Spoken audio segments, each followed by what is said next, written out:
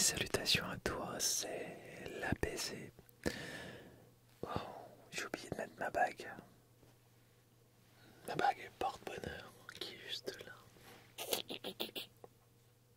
Gauche, droite, droite, gauche. Allez, droite. Mes salutations à toi, c'est l'APC. J'espère que tu vas bien. Si tu es ici, c'est pour ressentir de l'ASMR, peut-être pour t'endormir, peut-être pour te faire du bien. En tout cas, je crois que quand on regarde une vidéo ASMR, c'est pour se faire du bien. Pour peut-être écouter quelqu'un aussi. Voilà, quelqu'un qui chuchote, hein, parce que je vais chuchoter pendant cette vidéo. Et c'est une semaine assez spéciale aujourd'hui, puisque le film Mario est sorti. Et j'ai été le voir au cinéma, bien entendu. Parce que Mario, c'est le premier jeu vidéo auquel j'ai joué. Donc forcément,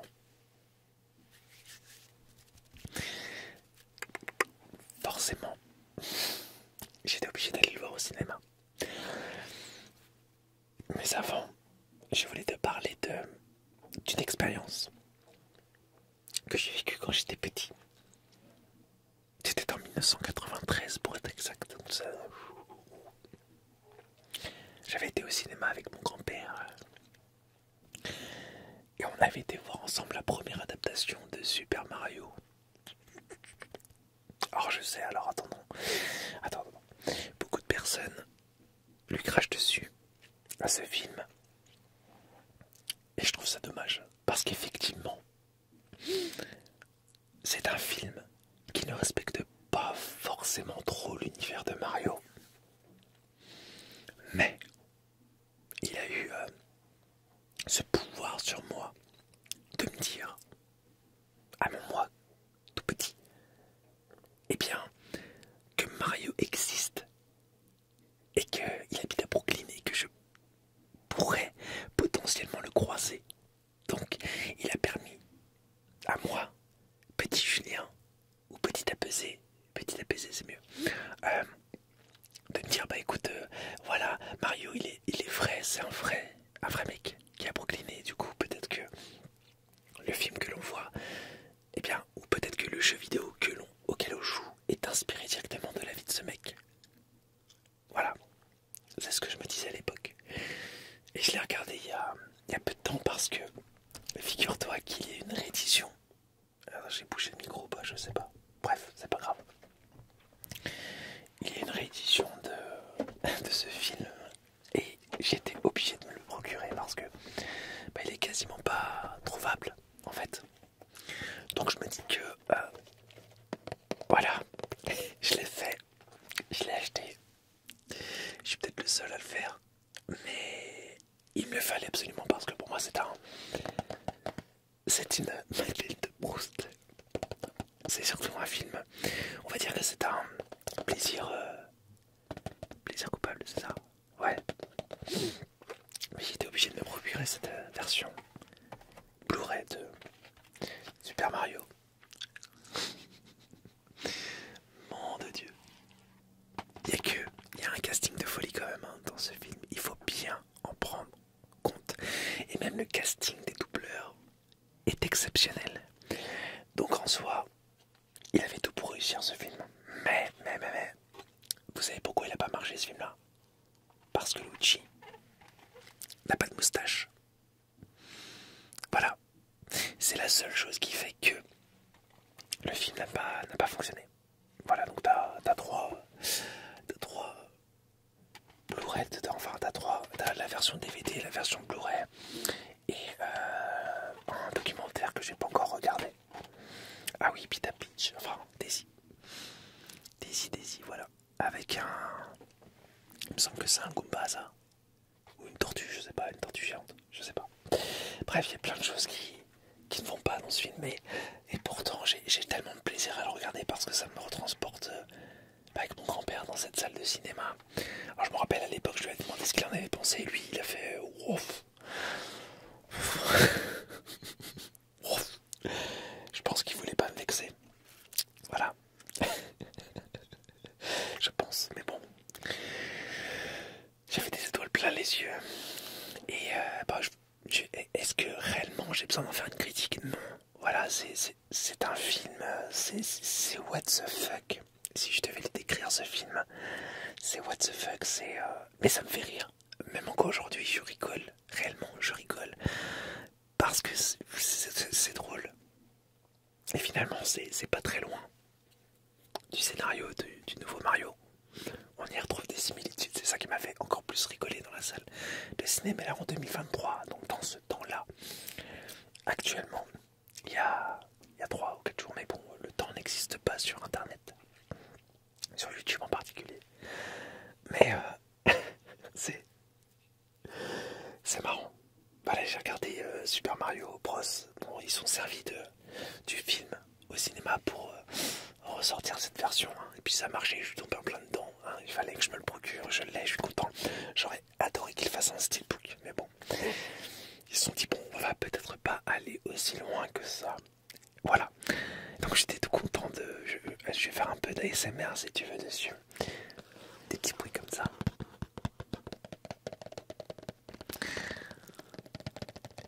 Et toi, t'en as pensé quoi de ce film? Si tu l'as vu. Si tu l'as pas vu, c'est une expérience à vivre, pour de vrai. C'est une expérience à vivre. Parce que ce film-là, en fait, bah déjà c'est le premier. La première adaptation d'un jeu vidéo. Et il faut dire que ça a quand même ouvert les portes. Hein, voilà, après il y a eu Street Fighter, il y a eu Double Dragon, Tomb Raider, etc. Enfin bref, il y a eu pas mal de films. Dans les Double Dragon, il y a eu Resident Evil. Ouais, enfin bref, il y a eu plein de trucs. Mais en fait, il a quand même ouvert les portes. Il a montré Et c'est vrai que, j'allais dire, il a montré aux autres comment... ce qu'il ne faut surtout pas faire. Voilà. Et encore non, parce qu'il y a eu une espèce de malédiction. Toutes les adaptations des jeux vidéo après qui ont suivi, enfin, malgré quelques-unes, comme Silent Hill par exemple, bah c'était assez compliqué.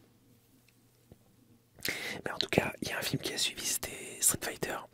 Et Street Fighter a respecté quasiment à la lettre les looks des personnages, etc. Et pourtant, c'est un peu le même style que celui-là, même.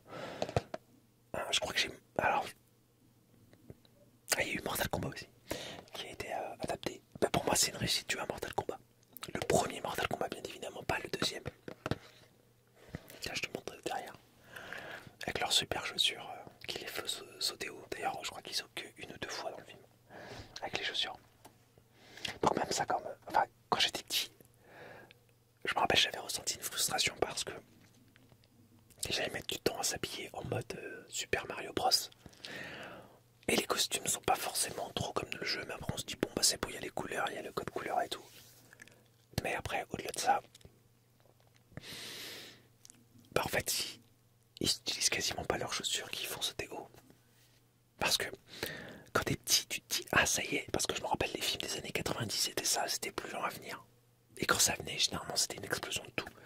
Mais là par contre ce film-là, il le fait pas. À partir du moment où ils ont leur costume, bah on aurait pu se dire bah voilà, à partir de là, Super Mario va exister, c'est à partir de là qu'on va comprendre le truc. Et non, non, il se passe rien. C'est toujours les mêmes. Et ils sautent de temps en temps, mais ouais, enfin c'est pas une très bonne adaptation, mais je l'aime. Voilà, c'est mon adaptation de cœur. C'est mon petit film que je regarde tout seul pour kiffer, pour me rappeler de cette belle époque de on s'en fout.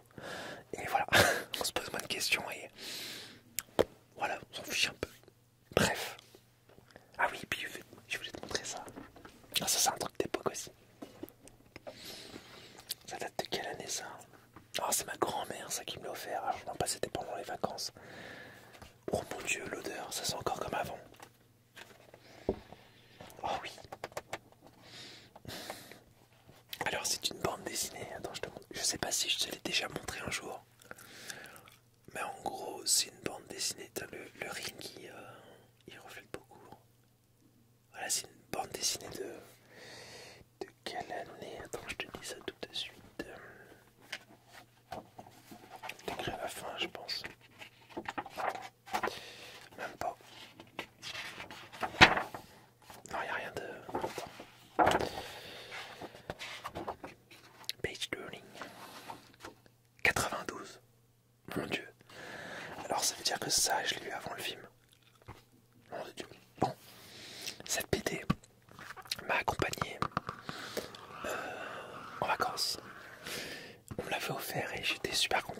si tu peux te la procurer, c'est super fun. C'est dessiné comme ce qu'on imaginait, tu vois, les artworks. Voilà, ça c'est respecté hein, à la lettre, hein, c'est une Nintendo pure et dure. Avec un Bowser. Voilà. Est-ce qu'on l'appelait Bowser à l'époque ou pas? Ah si. Alors tu vois, c'est marrant parce qu'on l'appelait Bowser Koopa. Le vite cruel roi Bowser Koopa. Donc il y a Todd, etc. Et Peach, attends. Il a 12 et gentil, prince et champignon. Tu vois, on l'appelle pas Peach. À l'époque, hein, c'était pas. Le lore n'était pas aussi respecté, tu vois. Et honnêtement, moi je me souvenais plus du tout que moi la princesse Peach, je l'ai découverte sur N64 hein, réellement. Je savais absolument pas qu'elle s'appelait comme ça. Pour moi c'était Daisy. Daisy, voilà. Alors que j'ai appris plus tard que Daisy, non, c'était la princesse aux cheveux bruns ou châtain foncé, il me semble. Bref, c'est marrant. C'est une BD assez marrante. Il y a une histoire que j'adore particulièrement, dont celle-là, parce qu'il y a plusieurs histoires. C'est Super Mario Bros. It's Playing Time, c'est celui-là. On voit pas bien.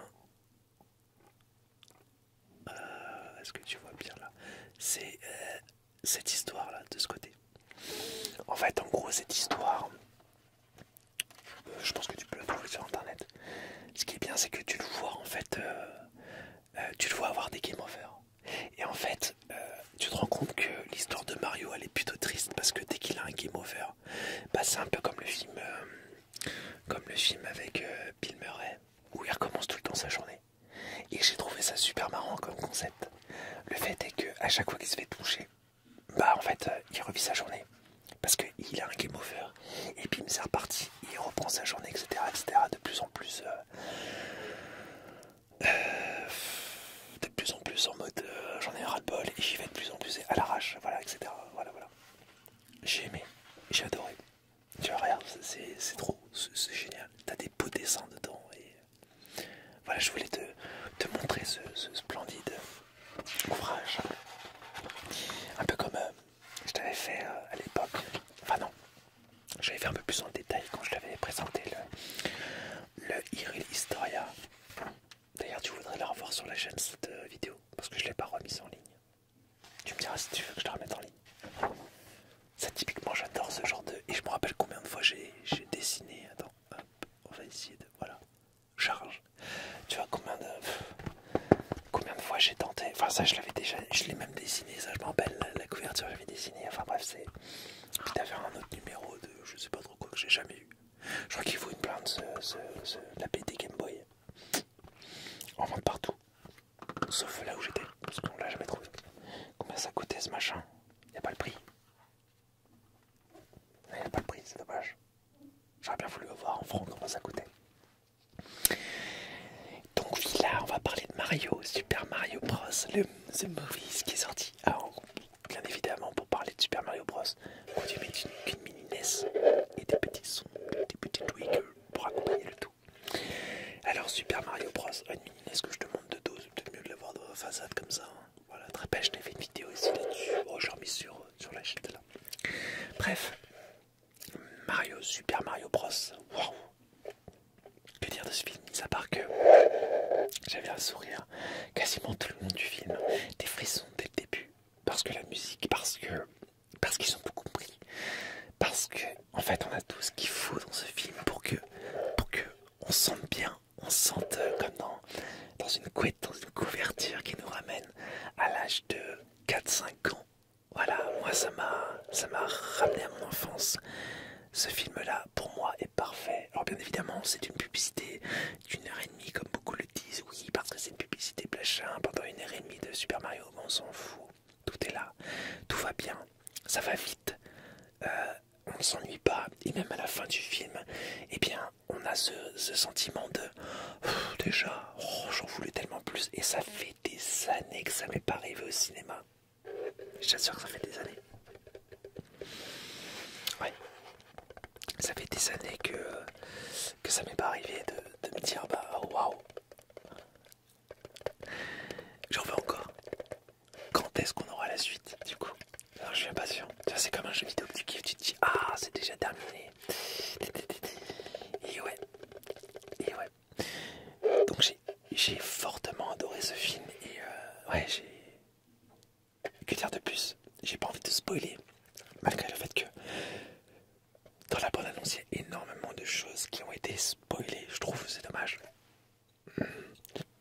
Après, c'est speech est parfaite. Mario est parfait. Il a ce caractère un peu du fonceur, tu sais, pas comme nous. Finalement, quand on perd, on y va, on continue.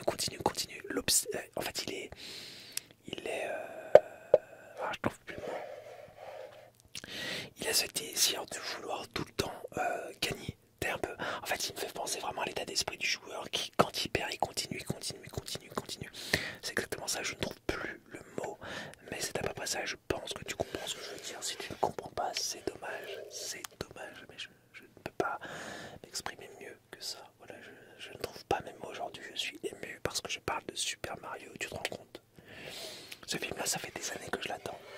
Dès que j'ai su qu'il allait sortir, waouh! Graphiquement, c'est exceptionnel. D'ailleurs, j'aimerais tellement qu'il fasse un jeu Mario adapté de ce film. Ils peuvent le faire. Et j'aimerais tellement que Mario soit scénarisé comme ils avaient fait à l'époque de Super Mario Sunshine. Je sais que Miyamoto n'aime pas ça. Parce que pour lui, Mario, c'est simple. C'est simple, efficace, c'est du gameplay, à tout va. Et le scénario, c'est oui. Donc, Aonuma, Aonuma, c'est le gars qui gère Zelda maintenant. Mais il avait géré Sunshine à l'époque. Il avait ajouté plutôt de la scénarisation. Franchement, j'avais kiffé Sunshine avec la scénarisation. J'avais aimé ce côté où il y avait du dialogue, il y avait un truc, il y avait une trame, c'était exceptionnel. J'adorais ça. Voilà.